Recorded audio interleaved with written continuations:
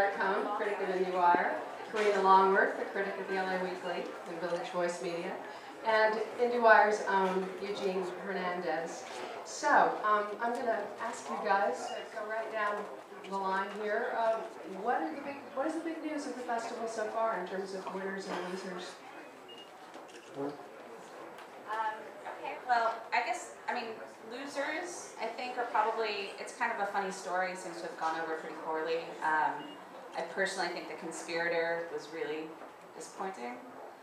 Winners, Super, at least, in terms of sales, and I think reaction to that is kind of mixed, which I think Errol could speak to. Yeah, I mean, Super is, the thing about Super is that it played very well in the Midnight Madness section. It's a wildly violent movie with Rainn Wilson as a wannabe superhero running around hitting people on the head with a wrench. So it wasn't the sort of thing that would have, gathered buzz at Telluride or something like that. So it does seem like the success it's had here is very unique to the Toronto experience. It's not a very commercial movie, even though it has Ellen Page in it. I was sort of surprised that it's gotten the momentum that it has received, but it is a fun experience to watch, and I think most of the people who are arguing in its favor are doing so because they feel that it's very subversive. So it's something to watch for sure. I'm not sure how IFC is planning on getting it out there, but it'll be a fun experience to see them try. They actually paid money for it, more than they usually do, like $1 million. I mean, that's a big number for them. And there was another big buy. Did any of you see Dirty Girls? Dirty Girl, the Weinstein Co. paid $3 million for that, which is screening as we speak. Actually, we're missing it. So, Eugene, any other big news that you can report? Well, I think, and I'll put in a plug for an upcoming conversation, I think folks have really been talking about 127 Hours, the buzz for that film. Obviously started in Telluride. Danny Boyle will be here in a few minutes to sit and talk with you about the movie. And I have to mention, if you want to send in your BBM questions for Danny Boyle, there's an icon or an image you can take a photo of with your BlackBerry right by the stairs there, and that will connect you with the BBM for questions. Pin number 20878C9E. But in terms of other films, I mean, obviously The King's Speech came in with buzz from Telluride, and everybody who I've talked with about the film, I haven't seen it yet.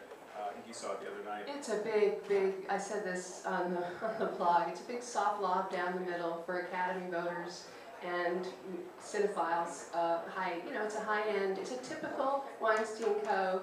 costume period drama, but it is so well acted, so well written, so well directed. It's going to work for everybody, I think. Well, Karina and I both saw Tabloid this morning, which some of you guys also saw at Telluride. Has that been picked up yet? I'm not even sure. Sure, it has a distributor. I'm going to talk to Errol Morris later today.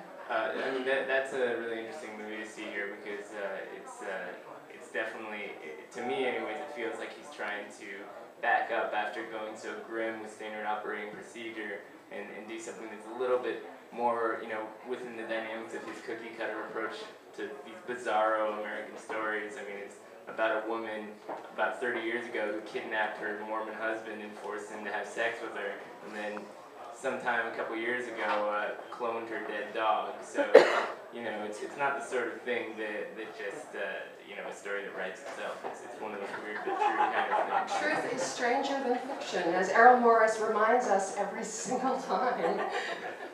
But in some ways, I think what's working against it is that it is such an Errol Morris kind of movie that some people may feel like they've been there before, regardless of the fact that it is that strange. Nobody has been in this place before.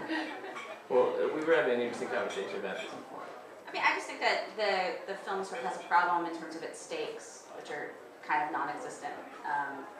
It's a lot of talking heads. It's a lot of talking heads, and it's also Errol Morris off camera just sort of like giggling with his subjects about how wacky their lives are, and it's nice.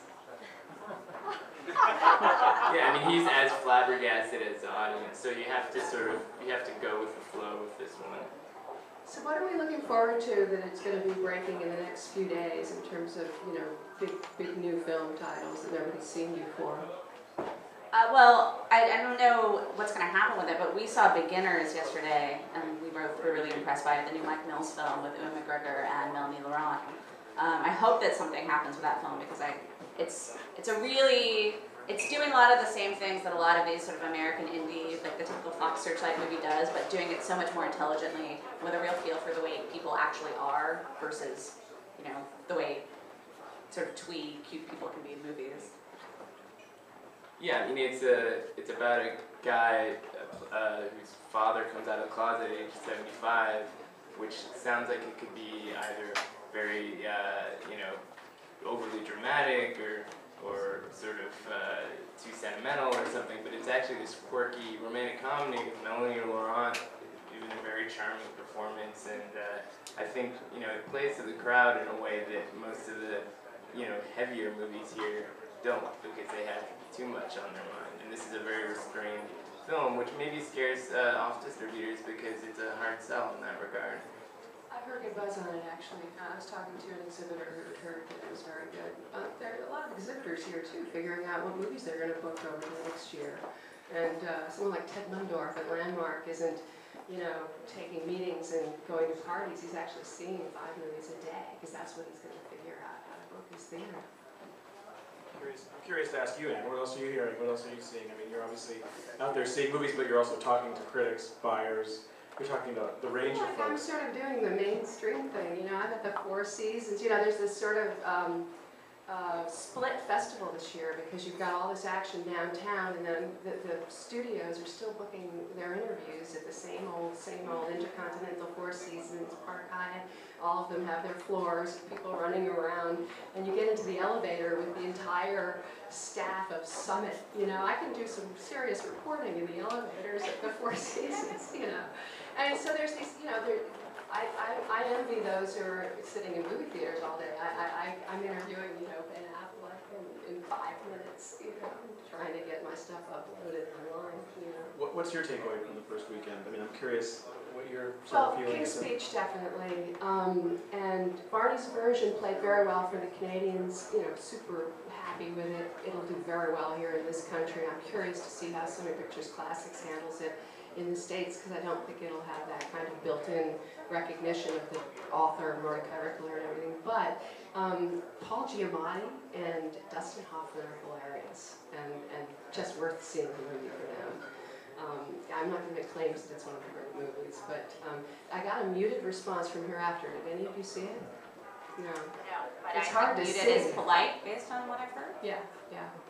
Yeah, we didn't see it because we heard what you're hearing.